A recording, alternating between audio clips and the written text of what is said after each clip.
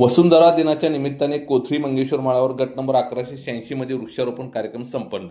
वसुंधरा दिवसाचे उद्दिष्टे वाढते प्रदूषण आणि अयोग्य जीवनशैली हेच पृथ्वीच्या सद्यस्थितीमागील मुख्य कारण आहे। पृथ्वीचे संरक्षण करण्याची जबाबदारीचे स्मरण करून देण्यासाठी वसुंधरा दिनाचे मुख्य उद्दिष्ट आहे।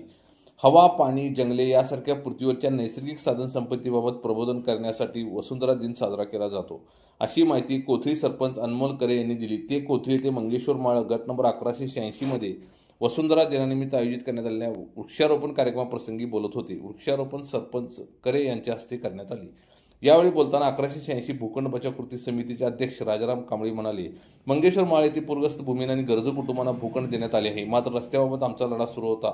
गाव पातळीवर तडजोडी अंती पूर्व पश्चिम 1186 फॉरेस्ट हद निश्चित झाली। शेतकऱ्यांच्या बाजूचा 6 फूट आणि 1186 मध्ये 6 फूट असा एकूण 12 फुटाचा रस्ता वन विभागाच्या हद्दीतील सोडण्याचे निश्चित झाले। यासाठी कृती समिती, समन्वय समिती व ग्रामपंचायत सदस्य आणि पंचायत समिती माजी सभापती राजगुंडा पाटील व नेते मंडळी यांचे सहकार्य लाभले।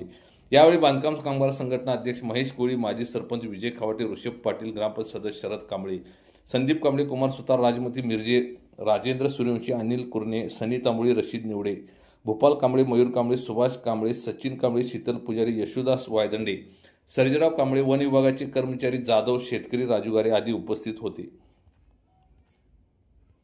कोथळी टाइम्स न्यूज चॅनलला सबस्क्राइब करा, लाईक करा, बेल आयकॉनला क्लिक करा। ताज्या घडामोडीसाठी आमचा नंबर आपल्या ग्रुपमध्ये ऍड करा।